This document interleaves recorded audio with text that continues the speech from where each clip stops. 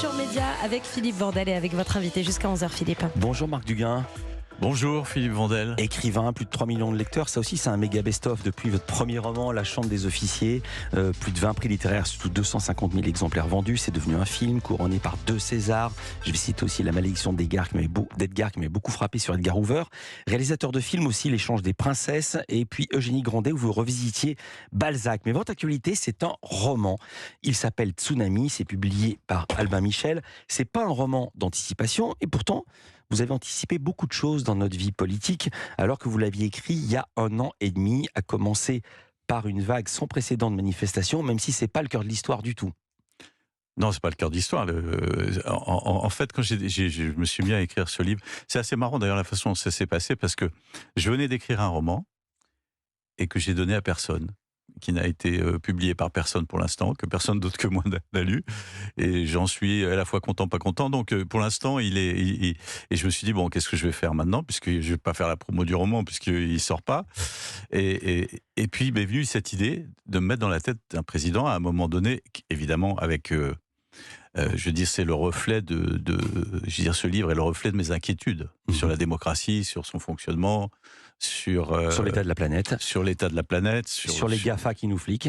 Sur les GAFA, sur la question du climat, sur évidemment toutes ces problématiques qu'on connaît, mais que j'ai ordonné dans un sens qui est assez personnel, qui est celui peut-être un peu de mes intuitions et de mes angoisses aussi. Et quelles intuitions? Alors c'est un portrait, c'est le portrait d'un président élu un peu par surprise, que personne n'avait vu venir. Alors là on pense au Macron de 2017, mais il emprunte à beaucoup de présidents. C'est pas un roman à clé sur Macron. Il veut supprimer le Sénat comme certains y avaient songé auparavant, je crois Sarkozy ou Chirac. Il y a une histoire de vie privée, on pense à la fille cachée de Mitterrand, on pense à Hollande, parce qu'il est en ménage avec une journaliste, mais le couple bat de l'aile.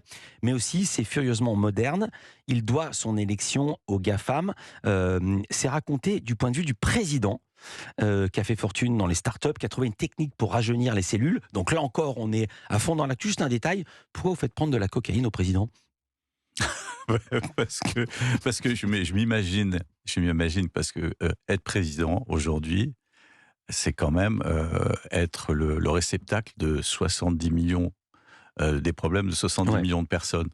Et quand ça va pas, c'est pour lui. C'est d'ailleurs la fonction en elle-même, c'est une fonction cinglée. Comment est-ce qu'on peut donner autant de responsabilités à une seule personne, se décharger de nos responsabilités sur une seule personne, et comment cette personne fait pour gérer ça, pour dormir, pour trouver les stimulants? On va pas se lancer là dans un débat constitutionnel, mais dans l'idée du général de Gaulle, le président était au-dessus, il était élu pour 7 ans, et puis le Premier ministre dirigeait avec le Parlement. Mais maintenant, c'est le président qui préside, depuis l'hyper-président, depuis Sarkozy. Donc maintenant, tout est pour lui. Et maintenant, le président lui-même est arrivé à portée de baffe. Et c'est aussi ce que vous racontez. Oui, c'est-à-dire que c'est la question de l'omniprésident, du super-président, de l'omniprésident. Au départ, vous avez raison, dans la Constitution de 58, il y avait l'idée d'un président au-dessus des partis, d'un président qui n'avait pas forcément la majorité au premier tour, comme ça a été le cas d'à peu près tous les présidents, enfin de tous les présidents qui n'avaient pas la majorité au premier tour, mais qui ensuite se faisait une majorité au second tour. Et là, maintenant, on a quelqu'un qui n'est pas au-dessus des partis, on a quelqu'un qui met les mains dans le cambouis, et on a quelqu'un qui n'est toujours pas majoritaire au premier tour, mais qui n'est pas non plus au second, mais qui le devient contre quelqu'un. Et non pas pour ses idées, mais contre quelqu'un. Et ce quelqu'un, bon, aujourd'hui, on sait que c'est le Front National. Donc évidemment, ça change tout. Et il y a cette phrase prémonitoire, on va voir tout le monde dans la rue, dit-il, et probablement pas de majorité au Parlement. On se prépare un cauchemar. C'est dans votre livre, vous l'avez écrit il y a 1 an et demi, et c'est ce qu'on vit maintenant. Marc Duguin est l'invité de Culture Média sur Europe 1. À tout de suite. Culture Média sur Europe 1 jusqu'à 11h avec Marc Duguin, réalisateur, scénariste, mais aussi auteur, avec Tsunami qui vient de paraître chez Albin Michel. Non, il vient pas de paraître, il est paru il y a plusieurs semaines, et vous nous disiez que ça marche très très bien. Oui, ça marche très très bien, encore mieux que ce que je faisais avant, et je pense que c'est parce que ça touche aussi à la fois le monde politique, l'actualité, et puis je crois c'est ça qui est intéressant dans ce pays, c'est qu'il reste un intérêt très fort pour la question politique. Évidemment pas sous la forme politicienne, parce que ça finit par raser les gens, et moi le premier, mais sur la vraie question politique, puis la question du pouvoir, parce qu'en fait, dans tout ce que je fais, que ce soit dans le cinéma, que ce soit dans la littérature, tout tourne autour des relations de pouvoir, que ce soit les pouvoirs entre parents-enfants au XVIIIe siècle, que ce soit les rapports de pouvoir d'un président aujourd'hui. Et en fait, c'est un peu ça qui anime mon travail. Alors, ce président a pris conscience du changement climatique. Il n'est absolument pas aveugle, il n'est pas sourd à ce qui se passe. Il veut mettre en place une loi. Mais cette loi, comme on ne l'apprend pas, l'enfer est pavé de bonnes intentions, sans parler des effets pervers, ça met le pays à feu et à sang. Par exemple, la création de revenus universels pour verser aux jeunes, formidable, versés aux jeunes par les GAFAM, mais en échange de leurs données numériques. Le remplacement du Sénat par une chambre virtuelle pour générer une sorte de référendum permanent, et surtout la chose qui va peut-être arriver un jour, et quand on voit ce qui se passe en Chine, et quand on voit tous les gens qui veulent appliquer le principe pollueur-payeur, demander à ce qu'on établisse pour chaque individu un bilan carbone personnel, le pass environnement individualisé, on pense évidemment au pass sanitaire, et le bilan carbone de chacun va ensuite déterminer son niveau d'imposition. On n'est pas totalement dans la science-fiction, il y en a qui pensent que c'est une bonne idée de faire ça.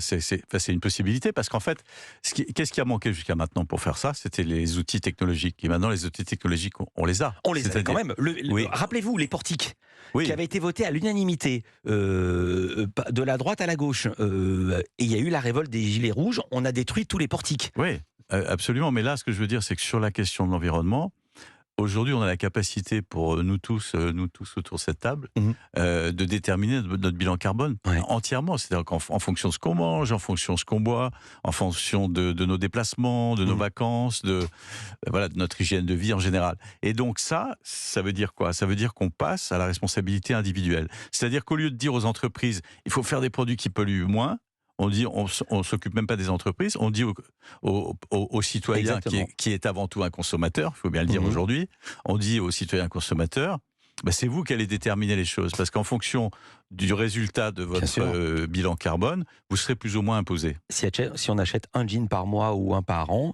ou si on mange de la viande ou non. Voilà, mais exactement. Il existe déjà des notations dans un pays qui est à la limite de la dictature, qui est la Chine. Les gens sont notés. S'ils traversent mal au carrefour, ils perdent des points et ça peut leur empêcher d'avoir un passeport. Mais ça, Philippe, c'est le monde d'aujourd'hui et qui est déjà le monde de demain et qui est déjà le monde d'après-demain. C'est-à-dire qu'en fait, non, mais on y va droit, puisque de toute façon, la révolution numérique, elle nous emmène dans un carcan de surveillance technologique, volontaire, involontaire, mais c'est là, c'est-à-dire qu'en fait, on a la possibilité de tout savoir sur les individus, tout ce qu'ils font, tout ce qu'ils boivent, tout ce qu'ils fument, tout ce qui... Et cette société-là, évidemment, les Chinois, qui sont très avancés en matière d'autoritarisme politique, comme les Russes, mais même peut-être plus que les Russes, parce qu'ils ont une population beaucoup plus importante à contrôler. Alors, c'est pas qu'ils donnent l'exemple, c'est qu'ils sont très en avance dans le contrôle des individus. Terrifiant, vous êtes d'accord. Parce que le numérique va permettre, quand vous avez 1,5 milliard d'habitants, et que vous avez des outils pour contrôler chaque citoyen, mais c'est vertigineux. Vous avez vu cette image du carrefour en Chine, dans certains coins de Pékin? Il y a un carrefour, il y a des feux rouges, et il y a un type qui traverse en dehors des clous. Sa photo s'affiche sur un immeuble en plus grand que 4x3.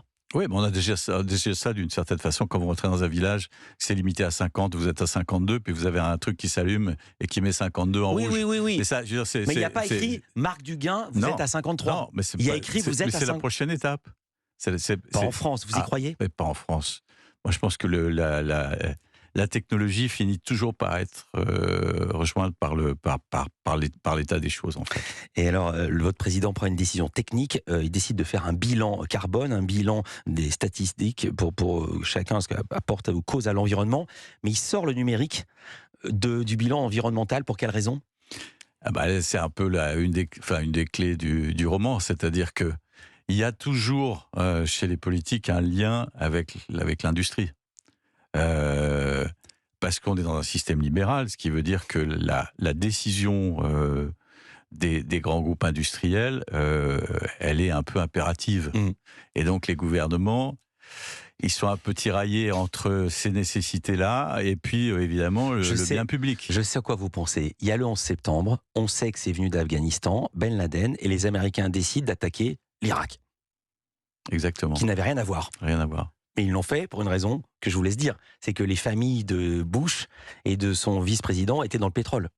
Il y avait des intérêts qui étaient colossaux. Donc on s'est dit, tiens, on va dire qu'on se débarrasse d'un dictateur sans sans évidemment penser aux conséquences, parce que Saddam Hussein a été remplacé, aujourd'hui c'est un bazar absolument innommable, l'Irak.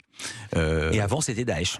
Et avant, qui a fait son lit de la disparition du pouvoir. Non, mais ce que je veux dire, c'est que alors il y a des gens qui diront il y a une collusion entre les politiques et les grandes entreprises, mais c'est vrai qu'en France, on est dans un système aujourd'hui libéral, mais ce libéralisme, ça veut dire que la technologie et le marché dictent quand même l'avancée politique. Et on voit bien qu'en termes de liberté, qu'on le veuille ou non, ces libertés sont en train de se restreindre.